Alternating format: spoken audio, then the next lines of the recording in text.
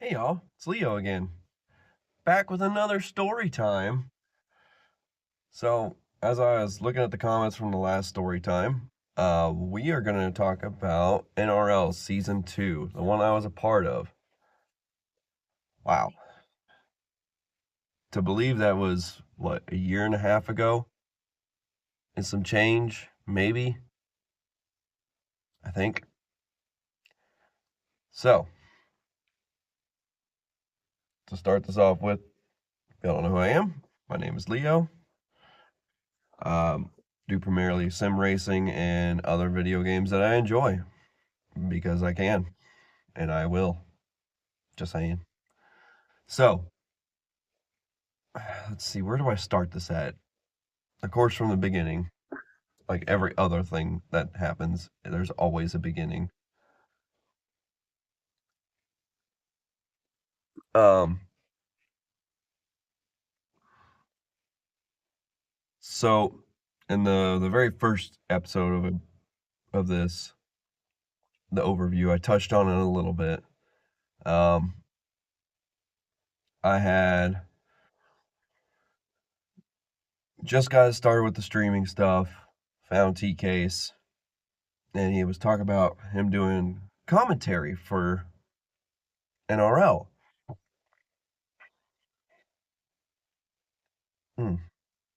Excuse me, y'all. And I had just gotten fed up with the dailies, and I was like, man, all these people are really cool. Because by that time, I was already watching McNaughty. I was watching him like a hawk. I ain't gonna lie. I was like, what? How do I do it? How? I was like super excited. I was like, gimme, gimme, gimme. I want to. Because I was like, I've got a background in racing and whatnot. So let me see what I got. These guys are. I've done lobbies with these guys and they're quick. I didn't realize how quick. All right. I thought I had this big old chip on my shoulder, and I was like, man, I'm pretty quick, I'm decent.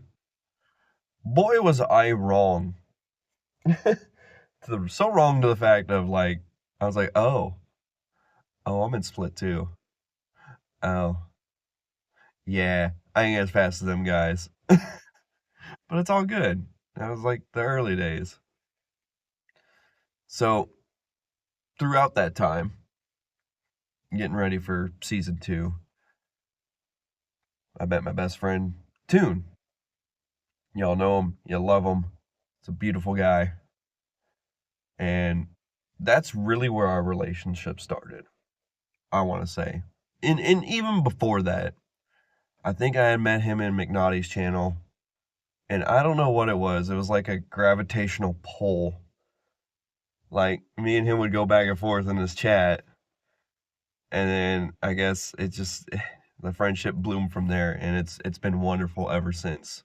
So shout out to you, Toon.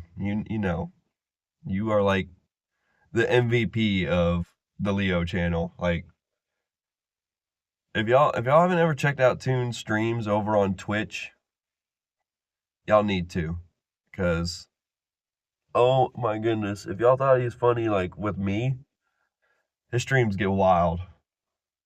I will give y'all that. His streams get wild. So to get back on topic, um, preparing for season 2, and I'm chatting up with the guys. I'm doing everything in the race chat, you know, getting all the stuff ready. Qualifying doesn't go as well as I wanted it to. I chose the NSX at Blue Moon Bay, and right at that time, that's right when the Group 4 Citroen came out, so that thing was like stupid fast. I went with the NSX. Ooh, excuse me. Because that's what I was the most comfortable with. It was decent to me. Little did I know that that thing was a domination machine. And Sneaky and Hako and all them, they had that unlocked. So, um, shout out to them too, Sneaky and Hako. Them boys. Them boys are fast. Stupid fast. Like y'all know who it is. Them two. Sneaky's on a controller. Hako as well. Hako, the king of speed. I'm gonna go with that. And all around a good guy. Really. Like, I know the persona that he gives off, but really, he's honestly a chill guy, y'all. He really is. Like, I don't know how else to explain it. Down to earth dude, man. It's awesome. He just loves racing. And if you're being dumb, he will let you know you are being dumb. He even he even does it to himself. But anyways, I'm getting sidetracked from all that.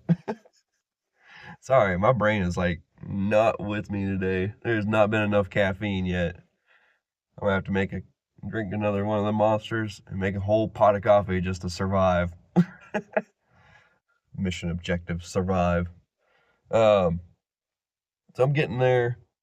I do the qualifying. I get into split two, and I can't remember what exactly the first race was. I do decent there. I know that. Um, I know. I can't remember, y'all. There's probably a live of it way down the list, so y'all have to go back and look at that one. I'm pretty sure I titled it something stupid, like I always do. Thumbnail might not be crazy, but that's okay. Um, so get through that. I want to say there was another race in between there, and then we get to Monza. Monza and the freaking Audi.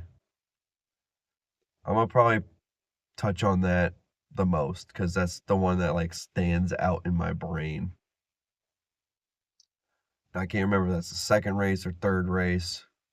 And I'll even touch on like the Autopolis and the Group 3 Jag. Was it the Jag? It was the Jag. Because that was whew. Oh, and the final. I get to touch on that one too. All right, so back to Monza. Back to Monza. So we're in the Group 2 Audi DTM. It was fairly new car. Fairly new car. Of course, in the practice lobbies, practicing.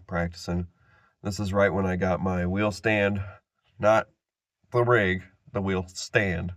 All right. And I thought I was hot stuff. I wasn't. Um, Still learning the game, still figuring everything out, and just can't keep the car under control. And at the time, we had, I think, DSR. Yeah, DSR rules at Monza. Because if you don't know, there's actual lines in Gran Turismo where the DSR zones are to show you where you can activate it. Like in the real life track, like they would in Formula One. And there were some rules and stipulations to it. And I said, no, I ain't doing all that. I ain't trying to hit that button by accident. I ain't trying to do all that because they're like, as you know, there's stewards that look at the stuff and do all that. And I was like, I don't want to get disqualified this early. No. And even Toon in the broadcast brought it up as in, Leo's not touching that button. And honestly, to me, it wasn't that much of a gain to do it. So I don't think the game I don't think the game does it justice to use DRS.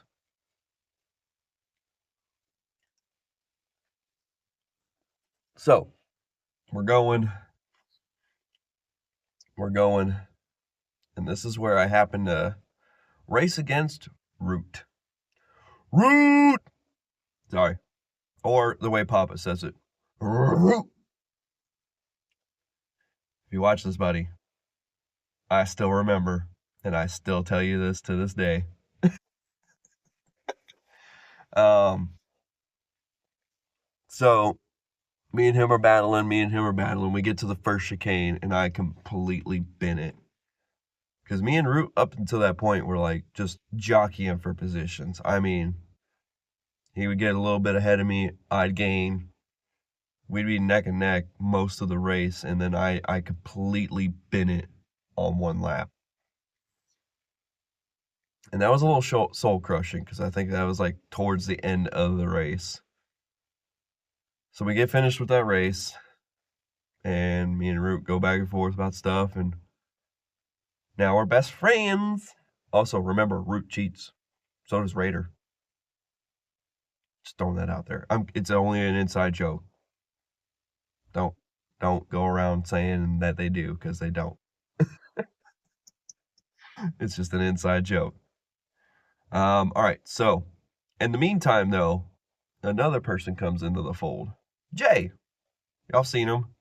He just recently came back from working his butt off, from what I understand. And I miss that guy. I miss him. He's a cool dude. Um, there's quite a few live streams where me, Toon, and him are just chilling in a chat, and we're just bullshitting.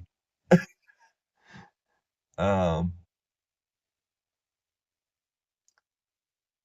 so we get to that, and it comes to Atopolis in the group 3 Jag, if you don't understand what I'm saying.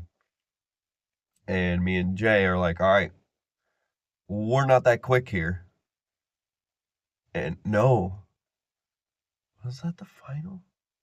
No, no, it wasn't. Okay, that was the semifinal. That was the semifinal. And lo and behold, it rains. So me and Jay are going back and forth. We're on comms with each other. We're just saying the pertinent information, right? And I tell him to pit. It was a wrong call. I feel bad. And then I don't pit in time too before the rain hits, and I'm just spinning left, right, off the track, onto the track, into the gravel. And all of a sudden I see the blue flag come up. I'm like, oh. And you never guess who it is. It's Hako. So we were coming around that last turn into the little chicane area. And like, I didn't want to wipe out Hako. So I probably held him up a little bit, but I was like, I'll get over as soon as I can, but I'm not going to ruin someone's race. Yes, the rules state what the rules state about the blue flag. But also, you got to make that judgment call of, is it safe for him to get around yet? Especially in inclement weather like that. Now, if it was dry, completely different story. And I'm like, oh man, I broke the rules, man. Like, blue flag. Come on. Oh, also in that Audi, random fact, there's a livery rule because of me and Toon. Mainly Toon. There's a livery rule. And we'll just leave it at that. Y'all have heard me mention it so many times in the streams. Anyways, back to the Atopolis race, right? Um, I get done with it, and I'm like, man, I'm out. That's it.